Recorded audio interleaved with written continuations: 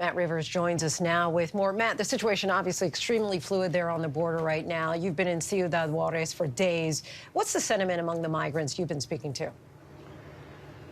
You know, I think it's really mixed emotions. I mean, just put yourself in a migrant's shoes, for example. I mean, it takes them sometimes weeks, sometimes months to get to this point. They finally get here, and it's a mixture of exhaustion, it's a mixture of relief, happiness, sadness, especially when you come all the way here and then you're met with this concertina wire and soldiers carrying long guns and a giant border wall behind me. So I think for most migrants arriving here, it's the end of a very, very long journey. Sometimes they're very emotional, and other times, Lindsay, I think they're almost too tired and too exhausted to be emotional. That the trauma they've gone through to get to this point, it's almost like people can't process that at the moment. It's just they're here, and their momentum of the trip kind of takes them across the river and into crowds like the ones behind me there.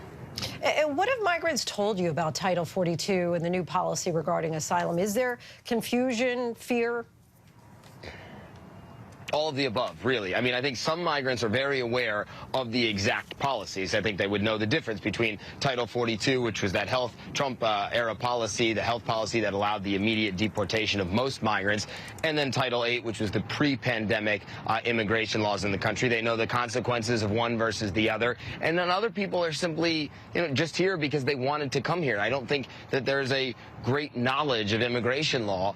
It really depends on each immigrant that you're talking to and their knowledge of what's going on. I think the thing that we have to remember is that within the migrant communities, information spreads like rapid fire, mainly through word of mouth and through WhatsApp and Facebook, social media. Sometimes that information is legitimate, and other times it's disinformation. And so some people come here armed with really wrong information. But I do think that for the most part, in the people that we've spoken to, they are aware that this is a monumental week in the world of U.S. immigration, that something is happening here. Some people chose to come in ahead of Title 42 to take advantage of the ability to be deported and then immediately come back. And some people were waiting until Title 42 ends tomorrow, so that way they could take advantage of actually being able to apply for asylum. I think it depends on each migrant. There's a wide variety of knowledge about the immigration laws, but I think generally speaking, people are aware that something important is happening here. And everybody seems to have a different strategy. Most of these migrants are risking their lives, of course, making this journey. They say they're coming for a better life. What have they told you about the circumstances around their trek up to Mexico so far? I think we really need to, if you just look at a map sometimes I do this myself, where you hear a story of somebody from Chile or from Colombia, and then you hear, no, we've been walking all the way, and you just, pull up Google Maps and zoom out and look at what that looks like.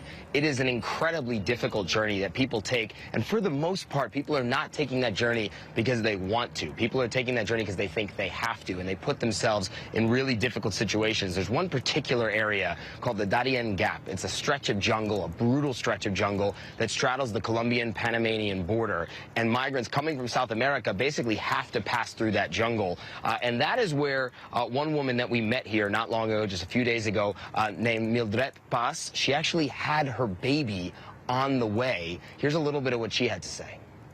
Tuve la niña ahí porque en el Dariel porque no contaba con los recursos para hacerme una ecografía en Venezuela, ya que vale $40, y me vine así, no me había hecho ecos, no me había hecho exámenes, nada.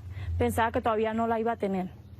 Fuerte porque ya después que la tuve uno tiene que caminar así, que es doloroso, y un poco de miedo que me echen para atrás, no me dejen pasar por todo lo que he pasado por el camino.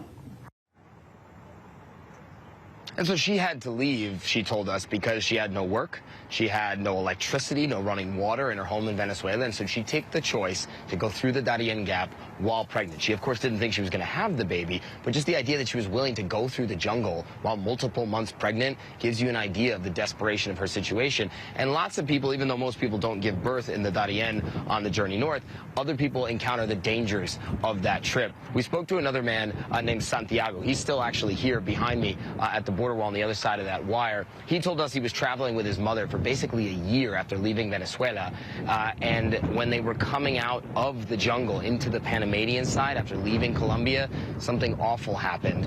His mother actually died. Listen to him. Estamos cruzando para poder seguir del otro lado de la selva. Yo la quise ayudar, pero no fue posible. No, ella se me ahogó, el río se la llevó. Y ella murió. She died. Sí. Para seguir hasta este punto es como un homenaje a tu mamá. Es un homenaje a mi mamá y un homenaje a cada uno de los migrantes que se han quedado en la selva del Darién, porque no solo fue mi mamá, fueron más personas.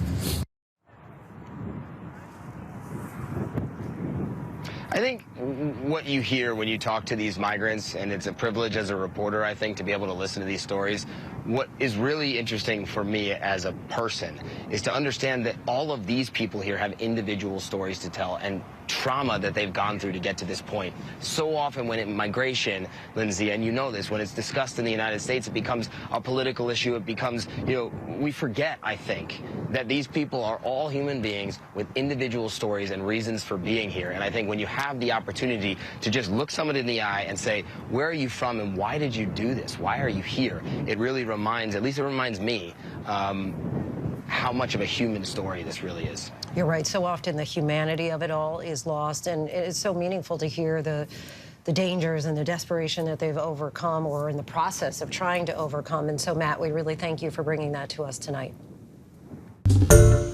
Hi, everyone. George Stephanopoulos here. Thanks for checking out the ABC News YouTube channel. If you'd like to get more videos, show highlights, and watch live event coverage, click on the right over here to subscribe to our channel. And don't forget to download the ABC News app for breaking news alerts. Thanks for watching.